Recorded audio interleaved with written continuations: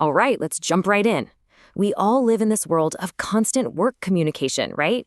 Emails, presentations, Slack messages, flying back and forth. But have you ever really stopped to think about the different kinds of English we're using in all those places? I mean, really think about it. The way you chat with your team on Slack, full of shorthand, quick questions, maybe an emoji or two, is that anything like the super polished official language on your company's homepage? No way. Almost certainly not.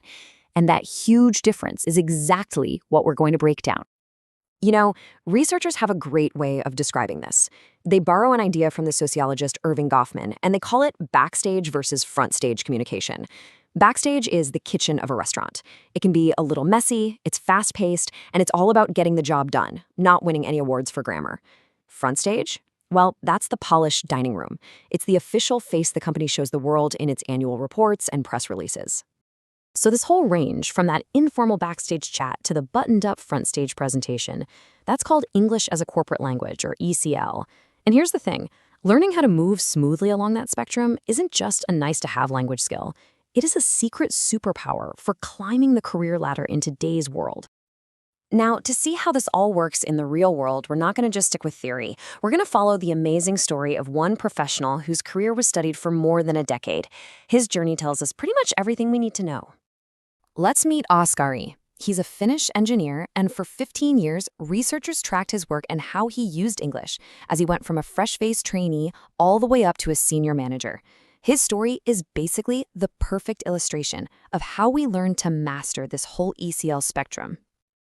And check out his path. He starts out as a trainee in Germany, then moves back to Finland as a project engineer, and then things get really international. He becomes a project manager for huge projects in China, and eventually he's the operations manager there. I mean, it is the definition of a global career. Early on, Oskari felt, well, probably how a lot of us have felt. He was anxious, he was worried about his fluency, his grammar, making mistakes. All his focus was on trying to speak perfectly. It's that classic early career mindset, right? You just don't want to mess up. But the type of English he was actually using every day has a name. Linguists call it business English as a lingua franca, or BELF. And BELF is basically the technical term for that backstage English. It's a cooperative tool where the number one goal is just to understand each other so you can get the job done. Perfect grammar, it takes a total backseat to just getting the point across. So, in the beginning, Oskari's entire world was backstage.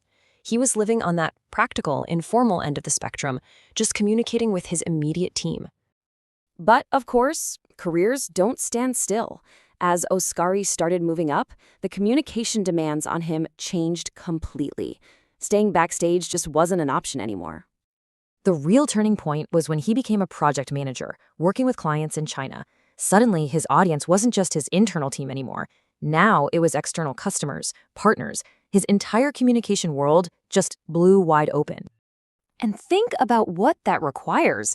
He suddenly had to build relationships with total strangers, anticipate what customers might ask. He had to move way beyond that casual internal language. The job itself demanded a whole new way of communicating. So this is the crucial part. He had to invent this in-between style of English. It needed to be more formal and more polite than his backstage chat, for sure, but it wasn't that super rigid official voice of the company either. He was learning to operate in the middle of the spectrum. So let's get to the final stage of his journey. This is where it gets really interesting. When Oskari steps into a senior management role, his relationship with language goes through its biggest transformation yet. As an operations manager in China, he wasn't just another employee using English anymore. He was a leader. He was now responsible for the company's voice, for its message. And you can actually see how his role evolved. He starts out as a producer of English. He writes and he speaks. Then he becomes a commenter. He's editing and approving other people's work.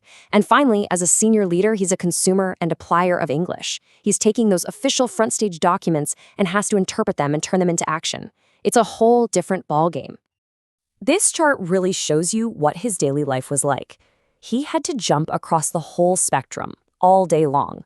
One minute, he's producing backstage chat in a team meeting. The next, he's commenting on an in-between client email. And then he's contributing to a front stage annual report. Being fluent in all three became absolutely essential. Here is just a perfect, concrete example from the research. He's an engineer by trade, right? But now he's sitting in meetings about marketing brochures and he's weighing in on the language, on the visuals, on everything. He is actively shaping the company's official front stage voice. The takeaway here is just so powerful. Oskari transformed from someone who just used the company's language to someone who was a gatekeeper and a key contributor to it. So when you zoom out and look at his whole 15-year journey, what's the big lesson here? Well, it's a story of a complete transformation from a nervous learner into an empowered leader. Just look at this contrast.